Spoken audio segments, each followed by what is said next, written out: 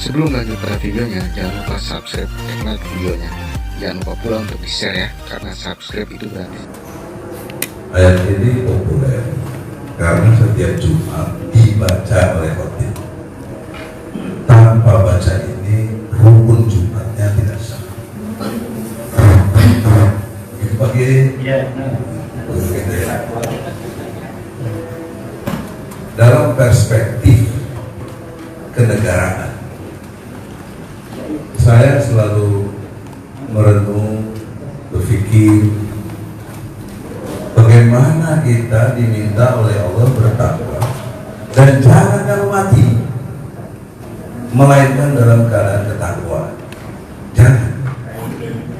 Coba ya, setiap Jumat, artinya setiap minggu, Jumatannya itu diingatkan untuk takwa dan jangan mati, kecuali dalam keadaan takwa. Pertanyaan seriusnya, apa kita nggak pernah berpikir bagaimana Allah maunya kita jangan mati tapi mesti dalam keadaan takwa? Takwa itu apa? Umum mengatakan menjalankan perintah Allah dan menjauhi larangannya. Itu konsep umum. Menurut saya benar, tidak ada kekeliruan itu, tapi amat sangat tidak mungkin ada orang yang bertakwa. Kenapa? Karena banyak sekali perintah Allah yang tidak bisa kita laksanakan sampai hari ini. Tidak bisa. Sudah 74 tahun, lebih 9 bulan sekarang kita di merdeka. Hukum yang berlaku masih buatan Belanda penjajah keparat itu. Hukum pidana dan hukum tata negara Islam tidak berlaku. Katanya kita memuji-muji Allah, sesungguhnya kita melecehkan Allah diri. Sesungguhnya kita menidakkan Allah itu sendiri. Mengapa? Karena Allah itu menurut pembukaan Undang-Undang Dasar 45 alinea 3 sebagai prima causa dari merdekanya Indonesia, berkat rahmat Allah dinyatakan kemerdekaan bangsa Indonesia. Jadi orang tua kita dulu bisa cara berpikir. Kalau kita mengerti sejarah dan mengerti filosofis, juga mengerti sosiologis, dan yang terakhir yuridis, 4 elemen inilah yang untuk membentuk namanya undang-undang. Secara filosofis, Indonesia dulu nggak dikenal, nggak ada bangsa Indonesia. Baru disebut bangsa Indonesia setelah 45. Sebelum 45 apa gitu? Nggak ada kata sebut Indonesia. Lalu bagaimana filosofisnya bangsa Indonesia? Suasana kebatinannya, animisme, politeisme, banyak Tuhan, nggak jelas. Tuhan, hantu, Tuhan. Hantu nggak kelihatan, Tuhan nggak kelihatan. Corona juga nggak kelihatan. Lalu berubah dengan pendekatan dakwah lewat para kerajaan-kerajaan Islam dulu. Kemudian ada Wali Songo, kemudian ada partai politiknya Masyumi, gabungan NU Muhammadiyah, Persis, PRI, SI, itu gabung namanya Masyumi, Majelis Syuro Kaum Muslimin Indonesia. Baru mulai pemilu tahun 55. Ada 3 partai besar. Tadi satu Masyumi, kumpulan dari gabungan NU Muhammadiyah dan tokoh-tokoh Islam itu. Waktu itu ketua NU-nya Wahid Hasyim, bapaknya Gus Dur. Muhammadiyahnya Ki Bagus Haji Kusumo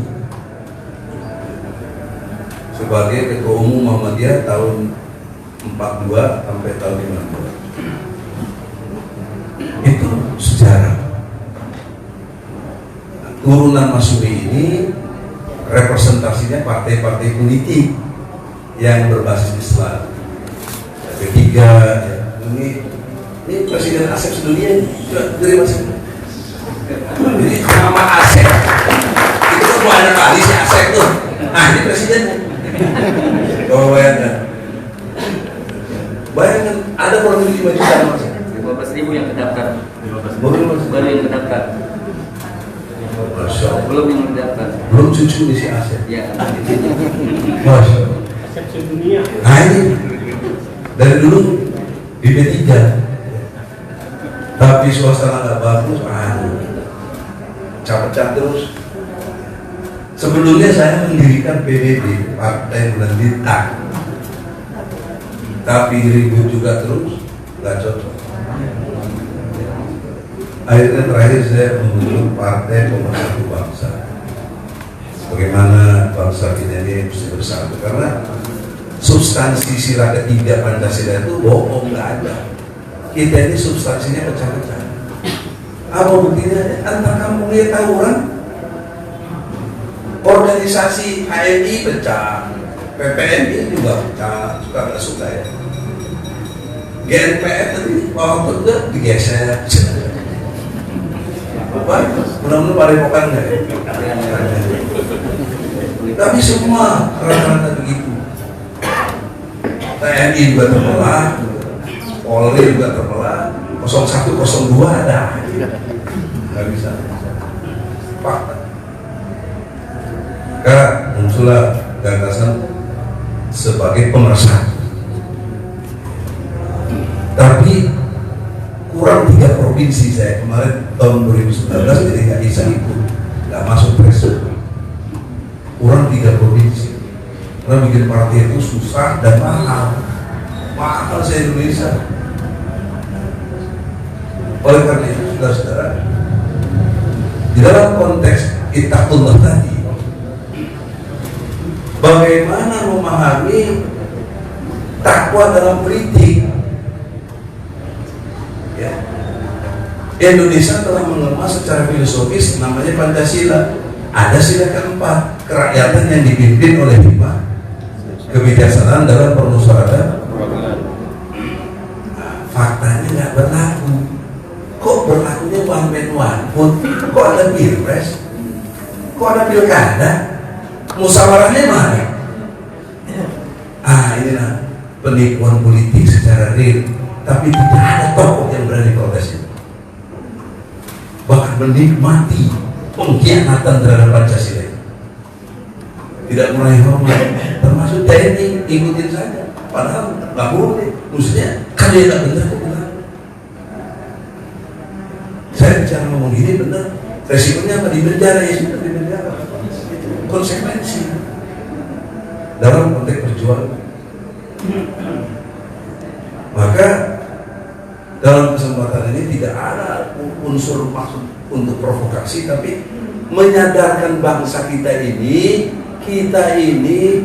bangsa yang munafik, menempatkan Pancasila Allah nomor 1, sila pertama, juga di pasal 29 ayat 1 dan 2 UUD 45 menyatakan negara Republik Indonesia berdasar kepada ketuhanan yang Maha Esa.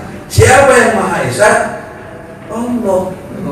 Gak ada disebut Tuhan lain dalam Undang-Undang Dasar 45, cuma Islam.